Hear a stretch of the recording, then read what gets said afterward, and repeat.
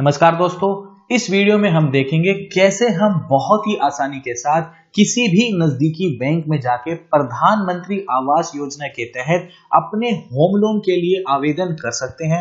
इसका बहुत ही एक सिंपल सा प्रोसेस है। मैंने इससे पहले भी स्टेट बैंक ऑफ इंडिया से होम लोन कैसे ले सकते हैं इसके ऊपर वीडियो बनाई थी। ऑलमोस्ट 1.5 लाख लोगों ने इस वीडियो को देखा था। इस वीडियो में भी मैंने यहाँ पे बताया था कि प्रधानमंत्री आवास योजना के तहत जब भी हम होम लोन लेते हैं तो उस चीज में सरकार डायरेक्ट हमारे को सब्सिडी प्रोवाइड करती है। देखो, अगर मान लीजिए किसी भी व्यक्ति को होम लोन लेना है, राइट, तो उसके दो तरीके होते हैं। या तो आप डायरेक्ट बैंक में जाइए और उन्हें बोलिए कि मुझे होम लोन के लिए अप्लाई करना है और डायरेक्ट अपने डॉक्यूमेंट सबमिट करिए। जो बैंक है वो आपकी इंस्पेक्शन करेगा, सिविल स्कोर चेक करेगा, सिंपल सा प्रोसेस है और होम लोन आपको दे देगा। दूसरा तरीका ये होता है कि आप बैंक में जाइए, उन्हें बोलिए कि मुझे होम लोन चाहिए, लेकिन मुझे होम लोन चाहिए प्रधानमंत्री आवास योजना के तहत, राइट। तो इस केस में बैंक आपको लोन देगा। इसका प्रोसेस सिंपल होम लोन का भी और प्रधानमंत्री आवास योजना के तहत अगर आप होम लोन लेते हैं तो दोनों का प्रोसेस बिल्कुल सेम है। लेकिन प्रधानमंत्री आवास योजना के तहत सरकार आपको डायरेक्ट आपके अकाउंट में सब्सिडी प्रोवाइड करेगी। यानी डायरेक्टली अगर मैं इस योजना के तहत अगर होम लोन लेता हूं तो ये मुझे बहुत सस्ता लोन पड़ेगा, क्योंकि डायरेक्ट सरकार मेरे अकाउंट में सब्सिडी देगी। अब कितनी सब्सिडी देगी, कितना रेट ऑफ इंटरेस्ट मुझे पड़ेगा, कितने टाइम पीरियड के अंदर मुझे ये लोन क्लियर कर देना है, अगर आप सैलरीड क्लास हैं तब आपके लिए क्या प्रोसेस है, और अगर आप बिजनेसमैन हैं यानी सेल्फ एम्प्लॉयड हैं तब उस केस में आपके लिए क्या प्रोसेस है, ये सारी की सारी चीजें इस वीडियो में मैं पॉइंट टू पॉइंट आपको क्लियर कर दूंगा। एक एक चीज को हम क्लियर करेंगे कि कितना पैसा हम बचा सकते हैं यदि हम प्रधानमंत्री आवास योजना के तहत होम लोन को अप्लाई करते हैं। तो सारे के सारे पॉइंट समझाऊंगा। उसके अलावा ये भी एक बार मैं आपको ओवरव्यू दे रहा हूं कि उसके बाद हम ये भी डिस्कस करेंगे कि इकोनॉमिकली वीकर सेक्शन यानी ईडब्ल्यूएस क्या होता है, एलआईसी यानी लोअर इनकम ग्रुप क्या होता है, मिडिल इनकम ग्रुप क्या होता है और मिडिल इनकम ग्रुप 2 क्या होता है। ठीक है, कौन कौन आप अपनी सैलरी के हिसाब से जज कर लेना कि आप कौन से ग्रुप में आते हैं और कितनी आपको सरकार सब्सिडी देगी। ये सारी चीजें मैं पॉइंट टू पॉइंट डिस्कस करूंगा। लेकिन यहां से स्टार्ट करते हैं कि जब हम होम लोन लेने के लिए जाते हैं तो प्रोसेस है क्या। ठीक है, तो जब भी हम होम लोन लेने के लिए गए, चाहे आप सिंपल होम लोन लेने के लिए गए या फिर आप बैंक में गए कि मुझे प्रधानमंत्री आवास योजना के तहत होम लोन चाहिए, किसी भी तरीके से आप बैंक में गए तो बैंक आपसे सबसे पहला सवाल ये लेगा कि आपको जो रेट ऑफ इंटरेस्ट चाहिए वो फिक्स्ड चाहिए या फिर फ्लोटिंग चाहिए। ठीक है, अब ये क्या होता है, ठीक है, यानी अब मैं आपको ये दोनों की दोनों चीजें पॉइंट टू पॉइंट समझाऊंगा। इतनी आसानी से मैं आपको क्लियर करता चला जाऊंगा कि यदि कोई 5वीं 6ठी क्लास का बच्चा भी इस वीडियो को देख रहा है तो उसे भी होम लोन के बारे में सारी की सारी चीजें क्लियर हो जाएंगी। ठीक है, देखो मैं आपको यहाँ सिंपल सा प्रोसेस बताता हूँ। हमारी कंट्री में सबसे पहले चलता था BPLR यानी बेंचमार्क प्राइम लेंडिंग रेट। उसके बाद हमारी कंट्री मूव हुई बेस रेट के ऊपर। उसके बाद हमारी कंट्री मूव हुई MCLR के ऊपर यानी marginal cost of fund based lending rate. ठीक है, अब ये आज के समय तीनों की तीनों चीजें RBI यूज नहीं करता है। हमारी कंट्री डायरेक्ट मूव कर गई है किसके ऊपर, RLLR। ठीक है, यानी रेपो लिंक्ड लेंडिंग रेट के ऊपर। अब ये सारी की सारी चीजों में बिल्कुल कंफ्यूज होने की जरूरत नहीं है। देखो, मान लो आज मैं आपको होम लोन के रेट ऑफ इंटरेस्ट का फॉर्मूला बताऊं तो होम लोन का रेट ऑफ इंटरेस्ट कैलकुलेट होता है रेपो रेट प्लस स्प्रेड।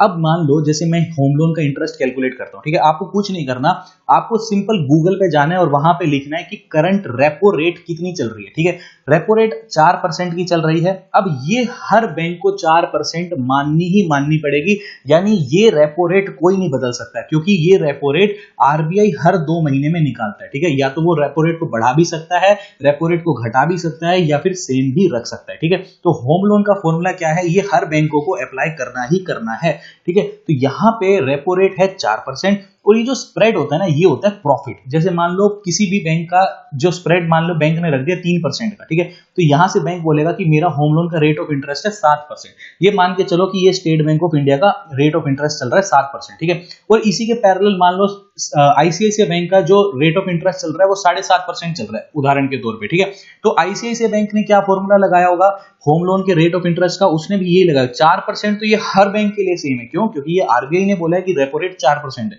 यहां पे ये जो स्प्रेड है ये आईसीआईसीआई ने रखा होगा 3.5%। अभी स्प्रेड होता क्या है, ये होता है बैंक का प्रॉफिट, ठीक है। तो जो बैंक जितना कम प्रॉफिट रखेगा उसके rate of interest home loan के सबसे सस्ते होंगे, ठीक है। अब बात करते हैं कि फ्लोटिंग और फिक्स्ड रेट ऑफ इंटरेस्ट क्या होता है, ठीक है। मान लीजिए स्टेट बैंक ऑफ इंडिया आज की तारीख में 7% का होम लोन ऑफर कर रहा है, ठीक है।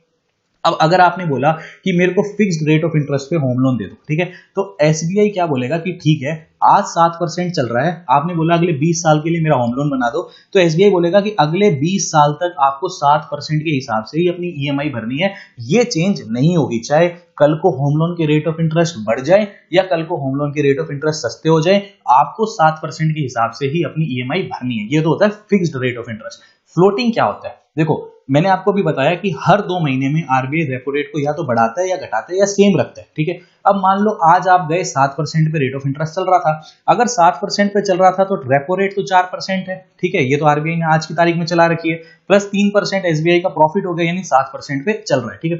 कल को मान लो 2 महीने के बाद जब नई मॉनिटरी पॉलिसी आई तो आरबीआई ने क्या किया, रेपो रेट को घटा करके 3.5% कर दिया, और प्रॉफिट कितना ले रहा है एसबीआई, 3% ले रहा है, तो आपका होम लोन का रेट ऑफ इंटरेस्ट कितना हो गया, 6.5%। तो जो आपकी ईएमआई चल रही थी उससे ईएमआई बैंक डायरेक्टली कम कर देगा, क्यों, क्योंकि आपके रेट ऑफ इंटरेस्ट कम हो गए।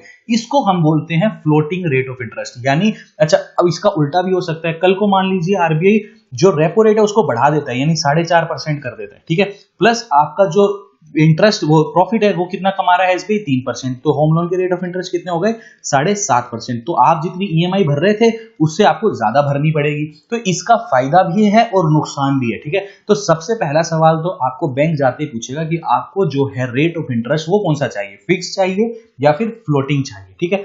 अब उसके बाद आगे बढ़ते हैं। अब जो ये होम लोन होता है प्रधानमंत्री आवास योजना के तहत, ये जरूरी नहीं है कि आपको बना बनाया घर चाहिए, या फिर जरूरी नहीं है कि बने बनाए घर को खरीदने के लिए ही आप प्रधानमंत्री आवास योजना के तहत होम लोन लें। ये हर चीज के लिए है, चाहे आपको घर खरीदना हो या फिर फ्लैट खरीदना हो या फिर घर की कंस्ट्रक्शन करानी हो या फिर रेनोवेशन करानी हो, हर चीज के लिए आप प्रधानमंत्री आवास योजना के तहत होम लोन अप्लाई कर सकते हो, ठीक है। अब उसके बाद एक सवाल ये आता है कि कितने टाइम के लिए मुझे लोन मिलेगा। देखो आज की तारीख में लगभग हर बैंक 30 इयर्स तक के लिए लोन प्रोवाइड करवा देता है, ठीक है। उसके आगे बढ़ते हैं। अब ये जो प्रधानमंत्री आवास योजना है, पहली बात तो इसका इंट्रोडक्शन तो हुआ था 2015 के अंदर, ठीक है, और इसका मकसद क्या था कि 2022 में जब हम पहुंचेंगे तो 2022 में इसका लक्ष्य रखा गया था, ये बोल के कि जब भारत की आजादी को 75 साल पूरे हो जाएंगे तब भारत में हर व्यक्ति के पास खुद का अपना घर हो। ये इस बेसिकली प्रधानमंत्री आवास योजना का मिशन था, ठीक है। अब प्रधानमंत्री आवास योजना के तहत बेसिकली सरकार ने लोगों को 3 हिस्से में बांट दिया। पहला था इकोनॉमिकली वीकर सेक्शन, दूसरा था एलआईजी यानी लोअर इनकम ग्रुप, उसके बाद आया मिडिल इनकम ग्रुप, ठीक है। अब ये मिडिल इनकम ग्रुप को भी 2 हिस्से में बांट दिया, मिडिल इनकम ग्रुप 1 और मिडिल इनकम ग्रुप 2, ठीक है। अब ये कितना, अभी मैं आपको अगली स्लाइड में बताता हूं सारी की सारी चीजें, बेसिकली फिर आपको आइडिया लग जाएगा कि आप कौन सी सोसाइटी में आते हो, किस सेक्शन से आते हो, आपकी इनकम के हिसाब से फिर आप यहां से जज कर सकते हो कि आपको मैक्सिमम कितनी सब्सिडी मिलेगी, ठीक है। लेकिन एक चीज का ये ध्यान रहे कि प्रधानमंत्री आवास योजना के तहत अगर आप होम लोन अप्लाई कर रहे हैं तो आपको लोन तभी मिलेगा यदि आपका पहला खुद का पक्का मकान है। अगर आपके नाम इससे पहले खुद का कोई पक्का मकान है तब आप इस योजना के तहत होम लोन अप्लाई नहीं कर सकते। क्यों? क्योंकि मैंने अभी आपको बताया कि इसका मेन उद्देश्य यही था कि 2022 में जब हम पहुंचे तब उस समय भारत में हर व्यक्ति के पास खुद का अपना एक घर हो, ठीक है। तो ऑलरेडी आपके पास अगर घर है तो आपके पास ऑलरेडी है, तब आप इस स्कीम का बेनिफिट नहीं ले सकते हो, ठीक है। अब अगली स्लाइड में मैं आपको यहां बताता हूं कि क्या इसका डिवीजन किया है, इकोनॉमिकली वीकर सेक्शन कौन है, मिडिल इनकम ग्रुप कौन है, ये सारी चीजें हम यहाँ देख लेते हैं, ठीक है। तो इकोनॉमिकली हम यहाँ पे इस स्लाइड में ये भी देखेंगे कि किसको कितनी सब्सिडी भी मिलेगी, ठीक है। तो सबसे पहले देख लेते हैं इकोनॉमिकली वीकर सेक्शन कौन होता है, ठीक है। जिसकी इनकम 0 रुपीज से लेके 3 लाख रुपए होती है उसे भारत में बोला जाता है इकोनॉमिकली वीकर सेक्शन, ठीक है। लोअर इनकम ग्रुप कौन होते हैं? जिसकी इनकम 3 लाख से 6 लाख रुपए होती है वो होते हैं लोअर इनकम ग्रुप, ठीक है। अब मिडिल इनकम ग्रुप 2 हिस्सों में बटा हुआ है, मैंने आपको बताया था मिडिल इनकम ग्रुप 1 और मिडिल इनकम ग्रुप 2, ठीक है। मिडिल इनकम ग्रुप 1 होता है जो 6 लाख से 12 लाख रुपए के बीच में सालाना कमाता है, और मिडिल इनकम ग्रुप 2 होता है जो 12 लाख से 18 लाख रुपए के बीच में सालाना कमाता है, ठीक है। अब बात आती है कि ठीक है ये सब चीजें क्लियर हो गई, लेकिन इनको सब्सिडी मिलेगी कितनी कितनी और कैसे मिलेगी, ठीक है। अब उदाहरण के तौर पे हम एक एग्जांपल ले लेते हैं कि सबसे पहले मैं आपको समझा देता हूँ, चलो लोअर इनकम ग्रुप का समझा देता हूँ, ठीक है। मान लो आपने होम लोन लिया 8 लाख रुपए का, ये एक उदाहरण है, ठीक है। आप कुछ भी ले सकते हो, 10 लाख भी ले सकते हो, 20 लाख भी ले सकते हो, ठीक है। मान लो कोई एक लोअर इनकम ग्रुप का व्यक्ति था, ठीक है। लोअर इनकम ग्रुप के व्यक्ति ने एक होम लोन अप्लाई किया, कितने का, 8 लाख रुपए का, ठीक है। अब सिंपल प्रोसेस की अगर मैं बात करूं कि कोई एवं नीचे समझ लेते हैं कि कोई भी व्यक्ति 8 लाख रुपए का मान लो लोन लेता है बैंक से, ठीक है। तो उसको क्या करना है, ये 8 लाख रुपए तो क्या हो गया, मूलधन हो गया, यानी प्रिंसिपल हो गया। अब इसके ऊपर बैंक को कैसे लौटाना है, यानी 8 लाख तो पूरा लौटाना ही लौटाना है, प्लस में इसका इंटरेस्ट भी लौटाना है, ठीक है। ये सिंपल सा प्रोसेस है।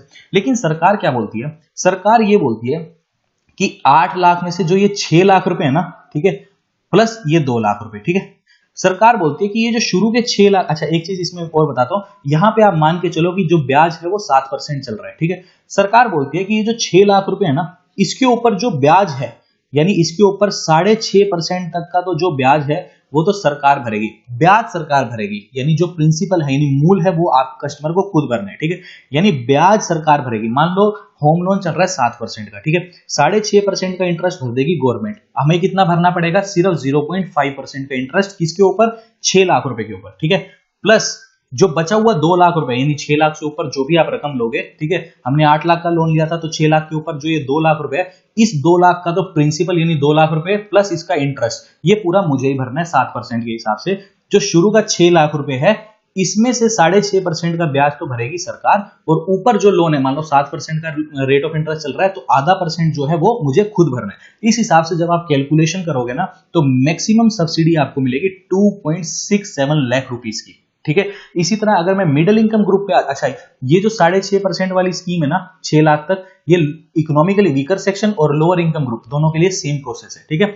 अगर मैं मिडिल इनकम ग्रुप 1 की बात करता हूं ना, तो इसमें सरकार क्या बोलती है कि हम सिर्फ 4% तक ही ब्याज भरेंगे उसके ऊपर। जैसे मान लो 7% रेट ऑफ इंटरेस्ट चल रहा है, ठीक है, इसमें से जो 9 लाख रुपए तक की रकम है उसके ऊपर 4% का ब्याज हम भरेंगे, बचा हुआ 3% आपको खुद भरना है। मान लो आपने 10 लाख रुपए का लोन लिया, ठीक है, तो 9 लाख तक तो ये स्कीम है, ऊपर वाले 1 लाख के ऊपर पूरा 7% आपको भरना है, ठीक है। इस हिसाब से आप जब कैलकुलेशन करोगे तो मैक्सिमम सब्सिडी आप सिर्फ 2,35,000 की ले सकते हो। और मिडिल इनकम ग्रुप का भी यही कैलकुलेशन है कि 12 लाख रुपए की रकम तक सिर्फ 3% का इंटरेस्ट सरकार भरेगी, बचा हुआ जो भी होम लोन का रेट ऑफ इंटरेस्ट का इंटरेस्ट होगा वो कस्टमर को खुद भरना है। और ये लोग 2,30,000 तक मैक्सिमम सब्सिडी ले सकते हैं, ठीक है।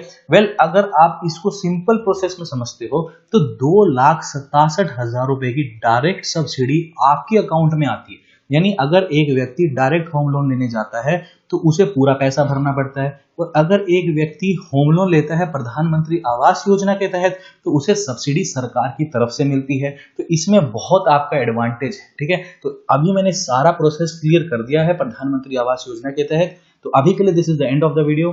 Thanks for listening and thank you.